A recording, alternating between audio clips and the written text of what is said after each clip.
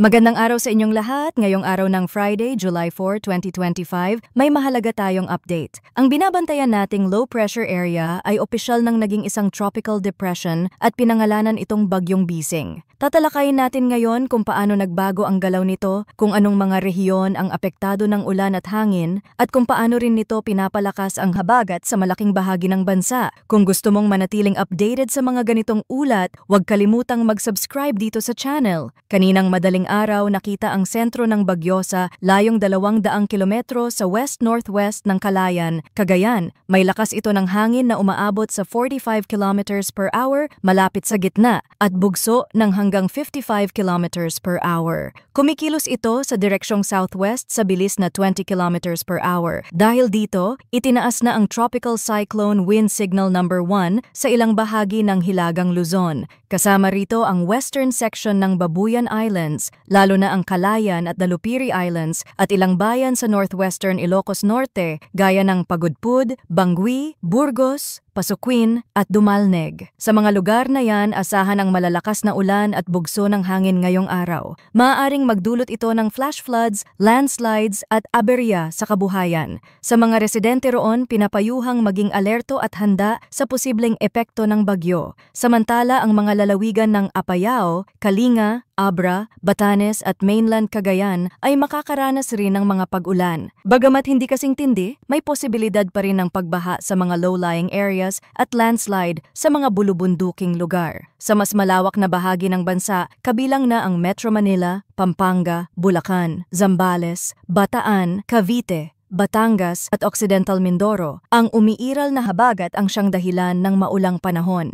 Hindi gaanong malakas ang ulan, pero sapat ito para magdulot ng pagtaas ng tubig sa ilang kalsada at drainage systems. Sa Visayas, Dinagat Islands at Surigao del Norte, pareho ring sitwasyon. Maulap na kalangitan at paunti-unting buhos ng ulan dahil sa southwest monsoon. Sa natitirang bahagi ng bansa, bagamat hindi maulan buong araw, posibleng magkaroon ng localized thunderstorms sa hapon at gabi. Hindi dapat ito balewalain dahil may tsansa pa rin ng biglaang pagbaha. Pumunta naman tayo sa rainfall outlook na inilabas ng Pag-asa ngayong araw. Sa Ilocos Norte, Pangasinan, Zambales at Bataan, posibleng umabot sa 100 to 200 millimeters ang buhos ng ulan. Equivalent ito sa orange rainfall warning level, kaya dapat seryosohin ang babala. Sa kabilang banda, ang mga probinsya ng Batanes, Cagayan, Apayao, Abra at Kalinga ay may rainfall estimate na nasa pagitan ng 50 to 100 millimeters under yellow warning. Pareho ring may banta ng pagbaha, lalo na sa mga lugar na madalas binabaha.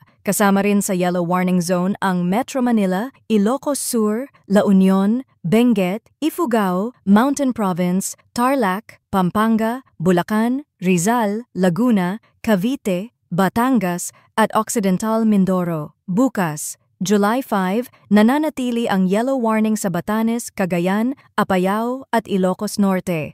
Ilocos Sur, La Union, Pangasinan, Abra, Benguet, Zambales at Bataan ay pareho ring makakaranas ng tuloy-tuloy na ulan. Sa Sunday, July 6, inaasahang tataas sa orange warning ang Batanes at Babuyan Islands habang mananatiling nasa yellow level ang Ilocos Norte, Ilocos Sur, La Union at Pangasinan. Ito ay kasabay ng paglapit muli ni Bising habang umiikot ito sa timog bahagi ng Taiwan. Tingnan din natin ang galaw ni Bagyong Bising na nakabase sa mga international weather models. Ipinapakita ng parehong modelo na maaari itong tumumbok ng Taiwan habang gumagalaw ito pahilaga at pasilangan. Posibleng pansamantalang lumabas ng Philippine Area of Responsibility sa loob ng 12 hours, pero babalik muli sa boundary ng PAR pagsapit ng Sunday. Ang Batanes at Babuyan Islands ang mananatiling direktang maaapektuhan. Sa ngayon, hindi pa rin maikakailang pinapalakas nito ang southwest monsoon,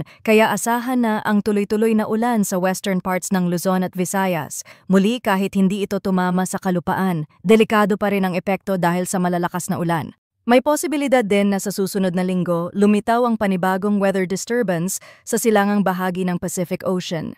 Isa na naman itong potential na tropical cyclone na maaaring i-monitor kung papasok ba ito sa PR o lalayo. Dahil sa lahat ng ito, lagi nating tandaan na ang kaligtasan ay nakasalalay sa kahandaan. Patuloy tayong makinig sa opisyal na abiso mula sa PAGASA at huwag kalimutang maghanda sa mga posibleng epekto ng sama ng panahon. Maraming salamat sa panonood, kabayan. Huwag kalimutang mag-subscribe at maging alerto. Ingat po tayong lahat ngayong tag-ulan.